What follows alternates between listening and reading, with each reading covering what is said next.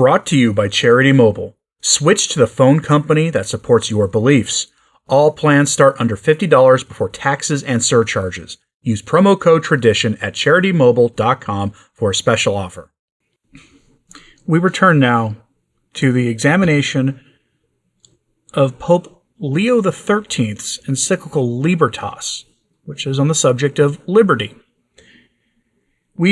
Most recently, we looked at his explanation of the Church's objection to American and other understandings of freedom of speech.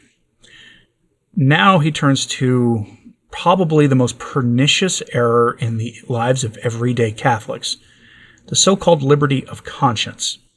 The Church has always told that no one, even a prelate of the Church, cannot make you violate your well-formed and well-informed conscience. A well-formed conscience would be in keeping with what the Church teaches. This is meant to protect you against people misusing their office for various vile purposes. People have taken that in the modern world to mean I have a liberty of conscience, so I can reject what the Church teaches on moral things. We see this every day. Here's Pope Leo XIII on this misused concept of liberty of conscience from his encyclical Libertas. Another liberty is widely advocated, namely, liberty of conscience.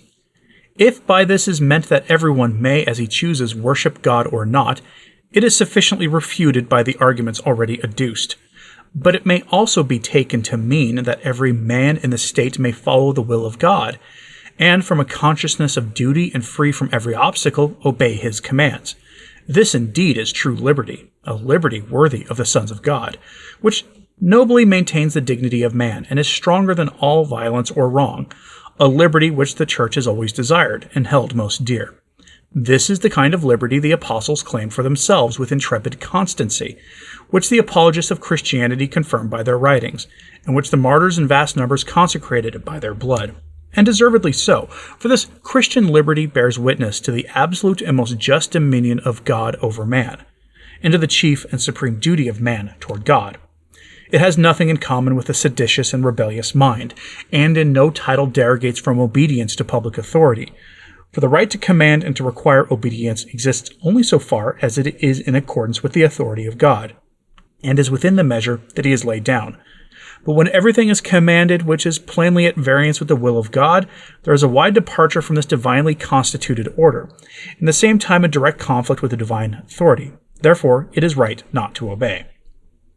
By the patrons of liberalism, however, who make the state absolute and omnipotent, and proclaim that man should live altogether independently of God, the liberty of which we speak, which goes hand in hand with virtue and religion, is not admitted, and whatever is done for its preservation is accounted an injury and an offense against the state.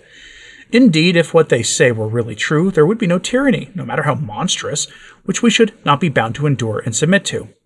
The Church most earnestly desires that the Christian teaching, of which we have given an outline, should penetrate every rank of society in reality and in practice, for it would be of the greatest efficacy in healing the evils of our day, which are neither few nor slight, and are the offspring in great part of the false liberty which is so much extolled, and in which the germs of safety and glory were supposed to be contained.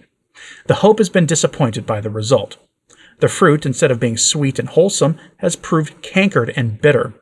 If then a remedy is desired, let it be sought for in a restoration of sound doctrine, from which alone the preservation of order, and as a consequence, the defense of true liberty, can be confidently expected.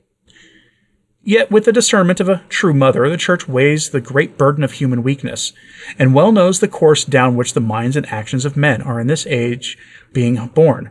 For this reason, while not conceding any right to anything save what is true and honest, she does not forbid public authority to tolerate what is at variance with truth and justice, for the sake of avoiding some greater evil, or of obtaining or preserving some greater good.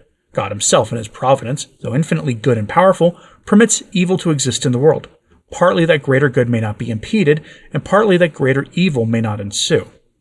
In the government of states, it is not forbidden to imitate the ruler of the world, and as the authority of man is powerless to prevent every evil, it has, as St. Augustine says, to overlook and leave unpunished many things which are punished, and rightly by divine providence.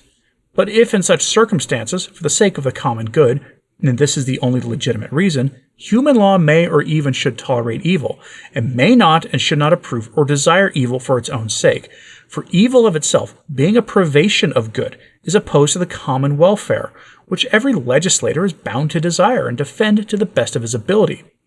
In this, human law must endeavor to imitate God, who, as St. Thomas teaches, in allowing evil to exist in the world, neither wills evil to be done nor wills it not to be done, but wills only to permit it to be done, and this is good.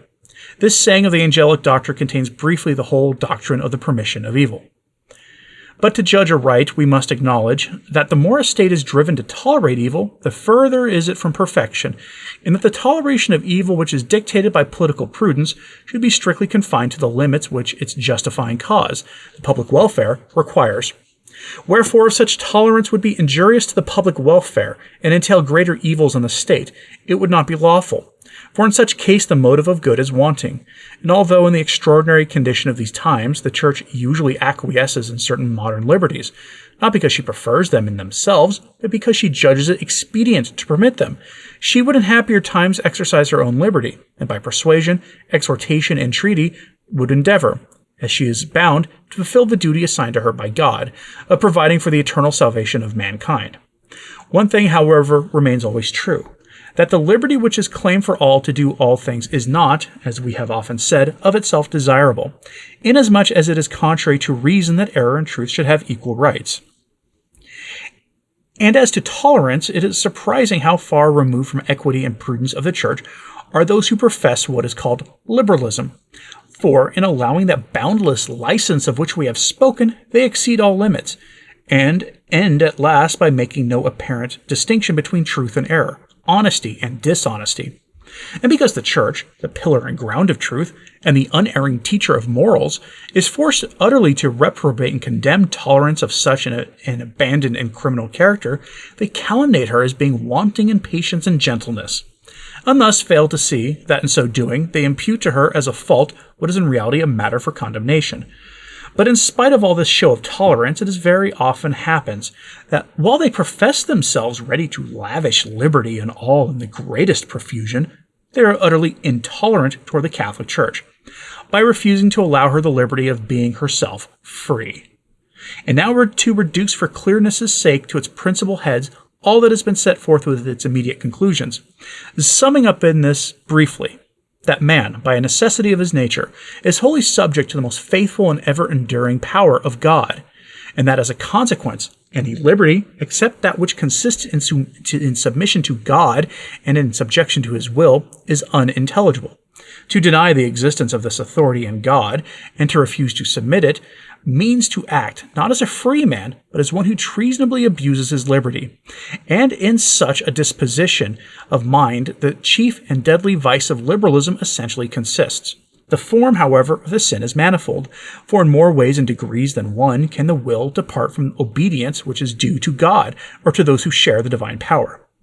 For to reject the supreme authority to God, and to cast off all obedience to him in public matters, or even in private and domestic affairs, is the greatest perversion of liberty and the worst kind of liberalism. And what we have said must be understood to apply to this alone in its fullest sense. And that's Pope Leo XIII on license and liberty of conscience. You are to be free to do your duty. The state cannot stop you from doing that. That includes your duties to God. The state can tolerate certain evil things in order to prevent greater evil from happening, but it cannot endorse them. And that is the error of our day. The Church could tolerate the James Martin sin by not opposing the state if it just tolerates it. But the state has gone beyond tolerating it. And you can fill in the blanks with any other sin that's in vogue today. The state doesn't merely tolerate these things, they celebrate them. And they go after you, in many cases, for opposing them. Your liberty of conscience is being rejected. Let me know what you think of this in the comments, please. Hit like and subscribe if you haven't, it does help. Sharing this on social media helps too. And as always, pray for the Church. I'm Anthony Stine. Ave Maria.